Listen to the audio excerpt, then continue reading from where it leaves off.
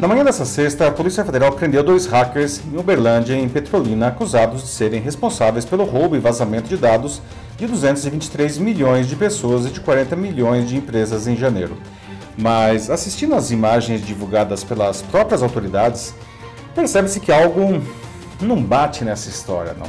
Extremamente modestos, a casa e o computador de um deles não combinam com alguém que comercializaria uma base de CPFs e CNPJs por 40 mil euros, o que dá mais de 260 mil reais.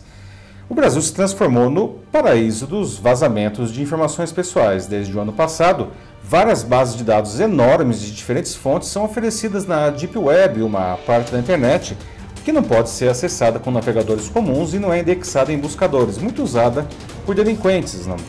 Em um primeiro momento, tudo isso parece envolver grandes ações criminosas com a participação, sei lá, da máfia russa ou uma outra organização internacional. Entretanto, é mais provável que os esquemas sejam locais e que o dinheiro não seja a única motivação. Além disso, a vida dos bandidos está fácil, não? Empresas, organizações e até o governo brasileiro precisam melhorar muito a segurança de seus servidores. E os usuários, sejam corporativos, sejam qualquer um de nós, precisam ser mais cuidadosos. A maior parte dos roubos acontecem graças à inocência das pessoas que caem em golpes muito básicos. Eu sou Paulo Silvestre, consultor de mídia, cultura e transformação digital, e essa é mais uma pílula de cultura digital para começarmos bem a semana, disponível em vídeo e em podcast.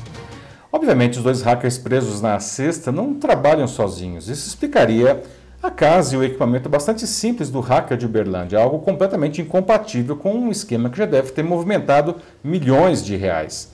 Vale notar que ele já vinha sendo investigado pela possível participação em outras invasões semelhantes, como o roubo de dados do Tribunal Superior Eleitoral. Esse vazamento foi divulgado justamente no primeiro turno das eleições de 2020, ao que tudo indica para aumentar a desconfiança da população no sistema eleitoral brasileiro, atendendo a interesse de quem questiona as urnas eletrônicas.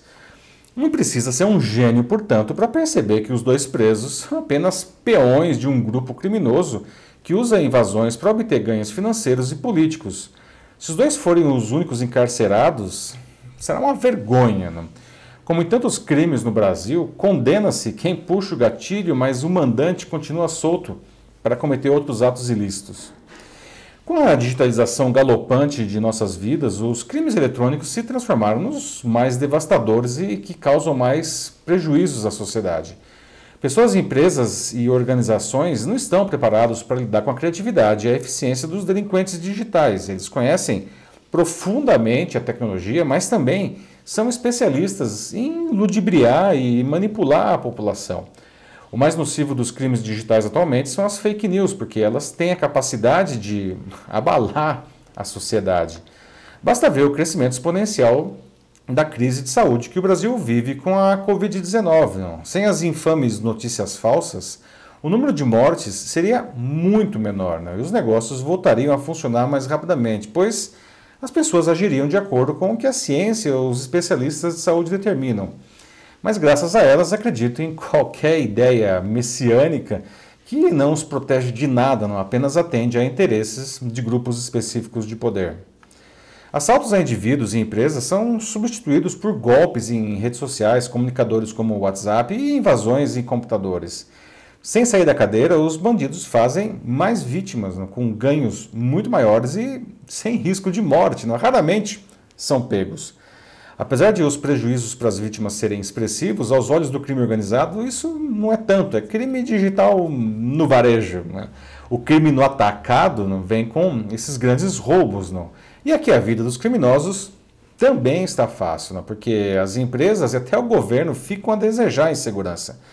Um bom exemplo é o Ministério da Saúde, que foi invadido em dezembro devido a uma falha muito básica, que permitiu que hackers baixassem dados de todas as pessoas cadastradas no SUS, o Sistema Único de Saúde, ou com um plano de saúde, um total de 243 milhões de indivíduos. Depois disso, o site do Ministério já foi invadido diversas outras vezes, sendo até pichado com insultos para expor a sua vulnerabilidade. As grandes bases de dados colocadas à venda nos últimos meses parecem ser uma composição de invasões a sistemas diferentes, com diferentes fontes, não? O que indica que as falhas de segurança são muito mais comuns que deveriam.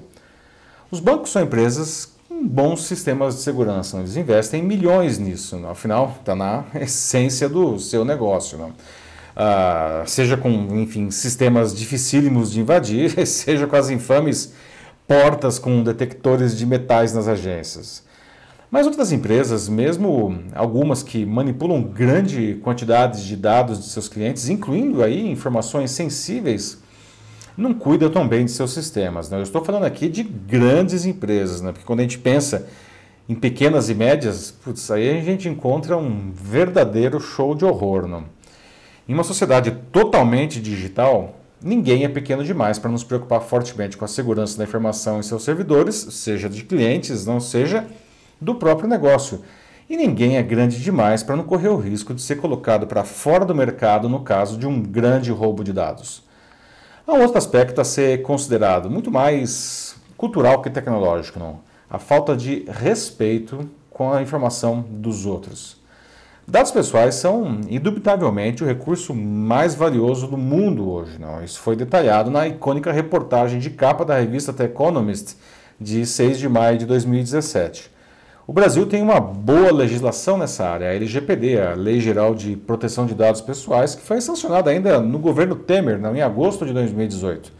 As empresas tiveram 2 anos para se adaptar à legislação e ainda as multas nem estão sendo cobradas de quem infringir as suas determinações, não? Entre elas, aliás, está o fato de que as companhias são responsáveis pelos dados de seus consumidores sob sua guarda, não importando se elas foram invadidas. Além disso, as empresas devem dizer exatamente que dados serão coletados, o que farão com eles e com quem os compartilharão. O cliente ele deve autorizar explicitamente tudo isso. Mas essa prática está longe de acontecer, né? Somos rastreados o tempo todo sem saber que informações nossas estão sendo coletadas e o que será feito delas. E isso acontece nas redes sociais, em nossos, enfim, smartphones, até em eletrodomésticos, não?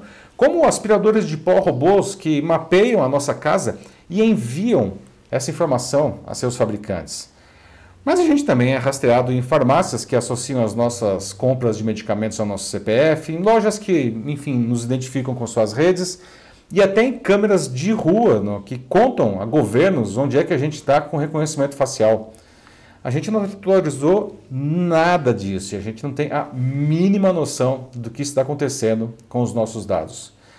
Diante da ação de criminosos mais perigosos, de empresas que não fazem os investimentos necessários em segurança da informação e de uma sociedade que desrespeita sistematicamente o direito aos dados dos cidadãos, estamos cada vez mais à mercê de um mundo tecnocrático que facilita o crime organizado e viabiliza um Estado policialesco. Ironicamente, no mês passado, o diretor-presidente da ANPD, a Autoridade Nacional de Proteção de Dados, o Valdemar Gonçalves Ortonho Júnior, falou sobre esses vazamentos em um evento. Segundo ele, abre aspas, a investigação e o poder de polícia não nos cabe, fecha aspas.